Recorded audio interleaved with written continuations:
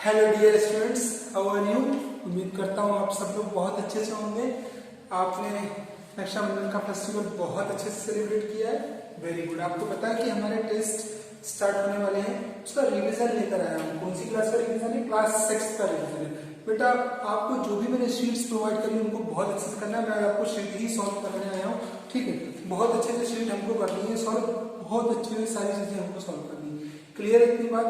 बहुत अच्छे से आप पढ़ाई करिए, सारी चीजें करिए, आपको बहुत अच्छे मार्क्स आ सकते हैं, ठीक है। चलिए, मैंने आपको जो जो सिलेबस में दिया है उसके बाहर मैंने एक भी चीज आपसे नहीं पूछी, ठीक है। पूरा आपका सिलेबस से रिलेटेड ही आएगा, कुछ भी सिलेबस के बाहर नहीं आएगा, इसलिए परेशान होने की जरूरत नहीं कि क्या आएगा। मैं आपको शीट से कुछ क्वेश्चन मुझसे बच्चों ने डाउट पूछे थे, मैं अभी डाउट को सॉल्व करा रहा हूँ और पूरा रिवीजन जितना भी मैंने पढ़ाया सबका रिवीजन लेकर आ रहा हूँ, ठीक है। चलिए, आपको पता है आपका पेपर किस पैटर्न पे आने वाला है? मैं पहले पेपर का पैटर्न लिख देता हूँ। क्या पैटर्न आएगा आपको? 1 into 5 मार्क्स के क्या आएंगे? ऑब्जेक्टिव्स, ठीक है। फिर 2 मार्क्स के 5 क्वेश्चन आएंगे, ये क्वेश्चन होंगे, ठीक है। उसके बाद 2.5 मार्क्स के 2 क्वेश्चन होंगे, ठीक है। पेपर समझ में आ गया किस पैटर्न पे आने वाला है हमारा पेपर? इसमें कोई प्रॉब्लम? यहाँ तक कोई प्रॉब्लम नहीं किसी को? इस पैटर्न पे हमारा पेपर आने वाला है। क्लियर बेटा? चलिए, अब ऑब्जेक्टिव इसमें क्या क्या आएगा? बहुत सारे बच्चों को डाउट हो सकता है कि सर ऑब्जेक्टिव में क्या क्या आ सकता है। तो बेटा ऑब्जेक्टिव मतलब true false, fill in the blanks, MCQs, कुछ भी हो सकता है। चलिए, अब मैं आपको एक क्वेश्चन देता हूं। जैसे अगर मैं बोलूं लार्जेस्ट 3 डिजिट नंबर क्या है? कौन बताएगा? लार्जेस्ट 3 डिजिट नंबर क्या होता है? 999, यही होता है। लार्जेस्ट 3 डिजिट नंबर क्या होता है? 999, यही होता है। अब आपको बताना है कि क्या ये नंबर 2 से डिविजिबल है? लास्ट में ऑड है तो 2 से डिविजिबल तो हो ही नहीं सकता। ये नंबर 3 से डिविजिबल है? यस।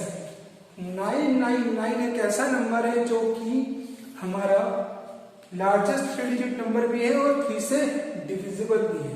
इतनी बात क्लियर होती है सभी को? चलो, वेरी गुड। अब क्या होता है? अब देखो, अब है प्राइम नंबर। क्या? प्राइम नंबर कहां से होते हैं? 1 2 3 5 7 11 30। प्राइम नंबर क्या होते हैं बताए आप सभी को? प्राइम नंबर वे नंबर्स होते हैं, prime numbers are that numbers which are not divisible by any number, only it is divisible only by 1 and itself, जो कि खुद से डिवाइड होते हैं या फिर 1 से डिवाइड होते हैं। लेकिन प्राइम नंबर में बहुत अच्छी बात ये होती कि 2 is the only even prime number. जो 2 होता है, जो 2 है, ये प्राइम नंबर बहुत सारे होते हैं, उसमें 2 जो नंबर होता है ये इवन प्राइम नंबर होता है। क्या होता है? इवन प्राइम नंबर होता है। इतनी बात समझ में आती? 2 जो है वो इवन प्राइम नंबर है। क्लियर हो गई बात? चलिए,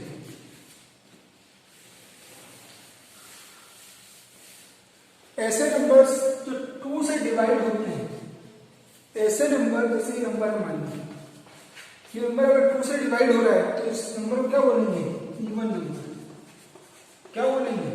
इवन नंबर। जो नंबर 2 से डिवाइड होते हैं उनको इवन नंबर कहते हैं, और जो नंबर 2 से डिवाइड नहीं होते हैं उनको क्या बोलते हैं? Odd number. क्लियर? जो नंबर 2 से डिवाइड होते हैं उसको इवन नंबर, जो नंबर 2 से डिवाइड नहीं होते हैं उनको ऑड नंबर कहते हैं। बेटा ये वीडियो बहुत इंपॉर्टेंट है, बहुत अच्छे से सभी को देखना है, मस्ट है, ठीक है। चलिए,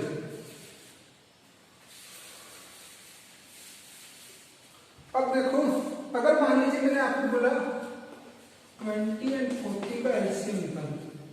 क्या निकालो? 20 और 40 का एलसीएम निकालिए।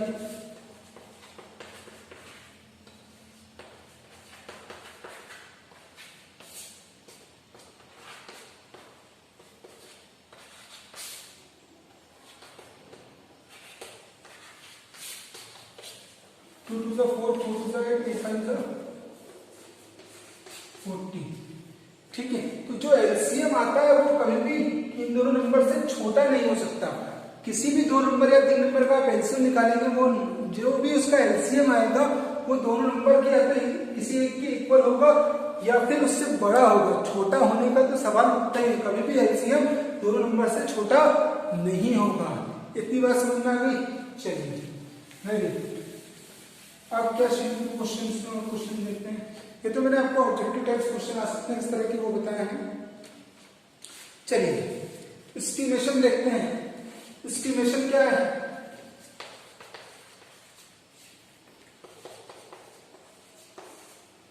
इसका एस्टिमेशन निकाल के मुझे आज व्हाट्सएप करना है, एग्जाम के पहले मुझे करके बताएंगे। एस्टिमेशन सभी को आता है, बहुत इजी है एस्टिमेशन, सभी को आना चाहिए। एस्टिमेट करना सबसे इजी टास्क होता है, सबसे इजी। ठीक है, ये एस्टिमेशन मुझे चाहिए सभी से। क्लियर? चलिए अगला क्वेश्चन देखें। अगला क्वेश्चन देखो, अगला क्वेश्चन हमारा है कि आपको अगर 22 और 88 का क्या निकालना हो? एलसीएम। क्या निकालना हो? एलसीएम। कैसे निकालोगे? 2 1 जा 2, 2 1 जा 2, 2 4 जा 8, 2 4 जा 8, 11 is 2 to the 4, 2 to the 4, 11 क्या आ जाएगा? 2 into 2 into 2 into 11, 8 into 88 इसका क्या आ जाएगा? एलसीएम। अगर यही बोल देते आपको 11,99 का निकालो तो कैसे निकालते? देखो 11,99 3 से जाएगा 11 into 3 3 3 9 3 into 3 3 11। ठीक है, अब 3 into 3 into 11 99 क्या आ गया इसका? एलसीएम क्या आ गया? एलसीएम 99। क्लियर हुआ? चलिए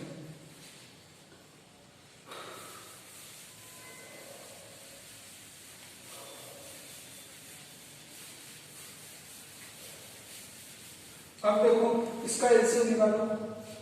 20, 24 एंड 45। इसका एलसीएम निकालना है। लिख लो पहले इसको एक साथ।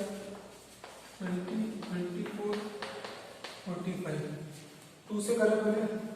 2 1 2 0, 2 1 2 2 4 45 30।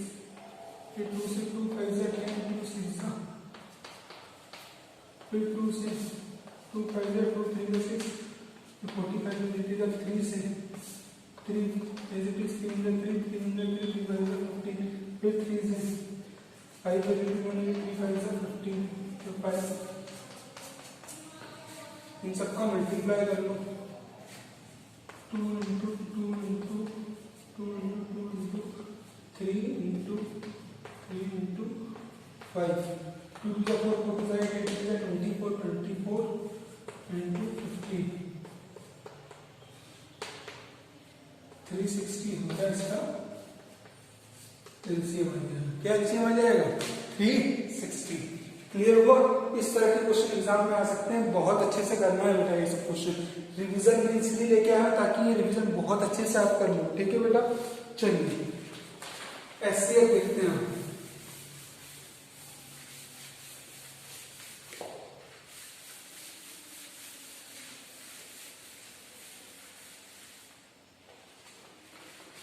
एचसीएफ देखो, एचसीएफ आपको निकालना पड़ेगा। 36 और 72 का एचसीएफ निकालना है। ठीक है, 36 72 क्या कर लोगे? 2 into 2 2 2 9 3 3 2 3। ठीक है, फिर 72 2 into 2 2 3 6 2 6 12 2 into 2 2 2 9 3 3। ठीक है, अब देखो क्या क्या कॉमन आ रहा है, देख लो। 36 में क्या है? 2 into 2 into 3 into 3। 72 में 2 into 2 into 2 into 3 into 3। ये आ गया, ये आ गया, ये मल्टीप्लाई कर दो बेटा, 2 to the 4 4 3 12 36 इसका HCF आ जाएगा। 36 क्या आ जाएगा? HCF। HCF में दोनों को अलग अलग सॉल्व करना रहता है। क्या करना रहता है? अलग अलग सॉल्व करना रहता है। और अगर आपको सिर्फ कॉमन फैक्टर निकालने को बोले तो इन सबको ऐसे मल्टीप्लाई करके लिख देना है। कॉमन फैक्टर में भी दोनों को अलग अलग करना है, फिर जो दोनों में आ रहे हैं उनमें सर्कल करके जो दोनों में आ रहे हैं उनको अलग करके लिख देना है। क्लियर होती है बात? देखो मैंने आपको एस्टिमेशन कराया, ठीक है, मैंने आपको एलसीएम करा दिया, एचसीएफ करा दिया। अब आपका पूछता है डिविजिबिलिटी टेस्ट। क्या पूछता है? कॉमन फैक्टर आप निकाल सकते हो, कॉमन फैक्टर नहीं करना नहीं, आपको आना चाहिए कॉमन फैक्टर, इसके ऐसा ही करना है, ठीक है। फिर भी मैं कॉमन फैक्टर के क्वेश्चन देता हूँ, ये करके मुझे बता देना, नहीं आएगा मैं फिर डाउट बता दूंगा, मैं मुझसे फोन कर पूछ लेना, पूछ जरूर लेना बेटा, पूछोगे नहीं तो इट्स योर प्रॉब्लम, ठीक है। इसी अगला क्वेश्चन था, आप 144 180 इसके कॉमन फैक्टर निकालना है, तो क्या आ जाएंगे? 144 2 7 2 to the 4,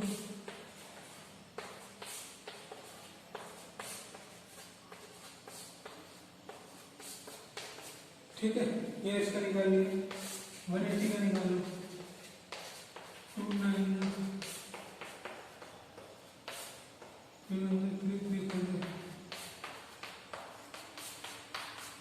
और 144 क्या है? 3 4 times 2 3 into 3। मेरा समझ में आ रहा है? ये पूरा रिवीजन बहुत अच्छे से करना है।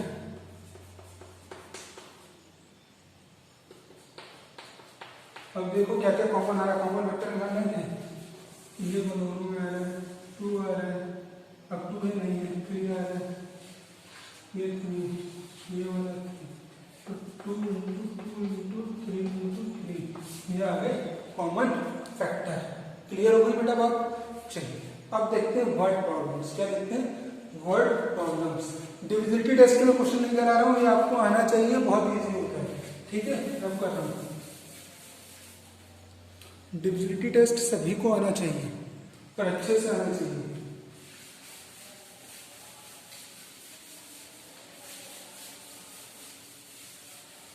चलिए एक क्वेश्चन आपको हमेशा एग्जाम में पूछा जाएगा, हमेशा आपके साथ बेल रिंग करने वाला क्वेश्चन, वर्ड प्रॉब्लम आएगा। कभी भी आप बेल वाला क्वेश्चन देखो, वर्ड प्रॉब्लम से बेल वाला क्वेश्चन, रिंग बेल होती है ना, उसमें आपको कुछ भी दिया हुआ, आपको क्या निकालना है? एलसीएम निकालना होगा। क्या निकालना होता है बेटा? एलसीएम। जब भी आप बेल वाला क्वेश्चन लिखोगे क्या निकालना है उसमें?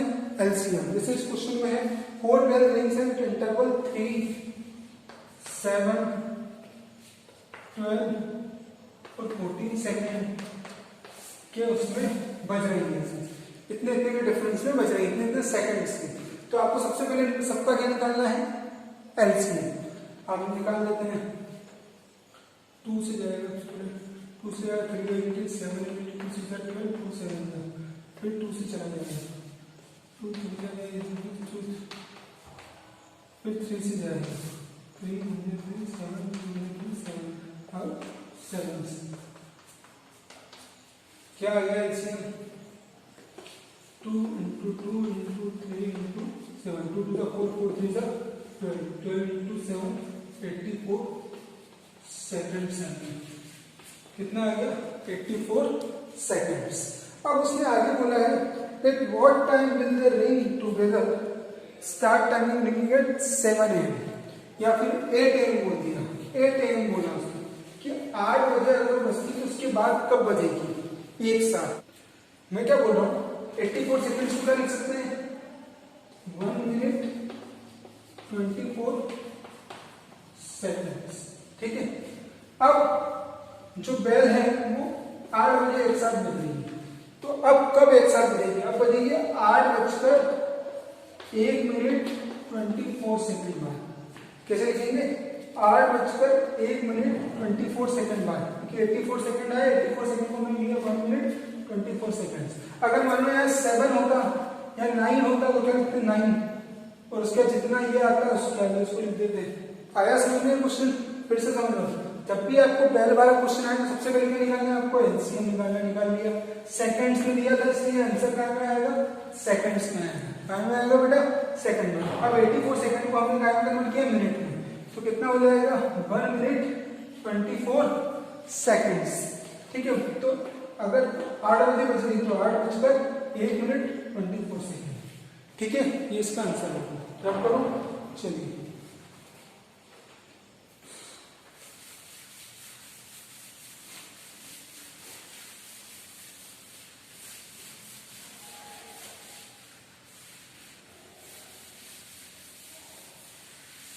ये वाला क्वेश्चन।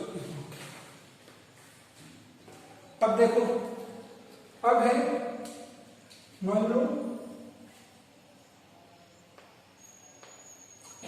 अश्विन है। कौन है, अश्विन। इसका घर यहां पर है और इसका स्कूल यहां पर है। ठीक है, ध्यान से समझो ये क्वेश्चन। अश्विन का घर यहाँ है और ये स्कूल है। ये अश्विन होम है और ये अश्विन का स्कूल है। ठीक है बेटा, इन दोनों के बीच में जो डिस्टेंस है वो कितनी है,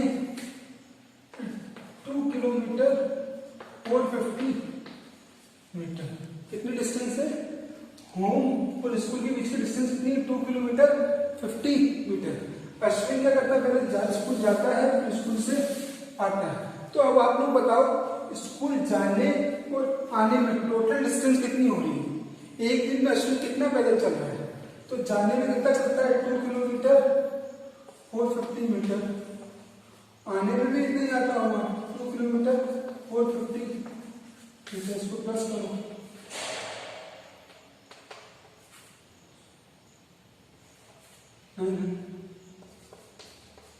बेटा एक चीज समझे, अगर यहाँ केरी इस तरह होता है इधर आ जाता है, अगर केरी होता तो ठीक है, अगर नहीं है तो फिर कोई दिक्कत नहीं। कितना चलता है टोटल, 4 किलोमीटर 900 मीटर।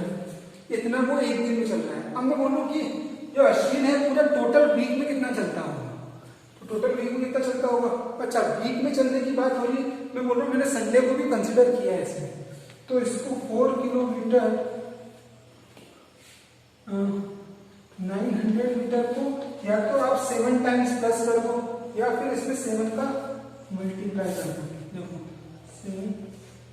9 7 जा 63, 3 6 आ गया यहाँ पर, 7 4 जा 28, 28 प्लस 6 34 किलोमीटर 300 मीटर। आया समझ में, ऐसे कर लो या फिर इसको पूरा आप 7 टाइम्स लिख के भी कर सकते हो। ठीक है, इतना समझ में आया। ये जो क्वेश्चन मैंने आज कराए हैं इनको बहुत अच्छे से आपको करना है सॉल्व। क्लियर होती है बात, इसमें कोई डाउट इसमें, बहुत अच्छे से आप सॉल्व करिए। इस शीट को बहुत अच्छे से करना है। Thank you so much.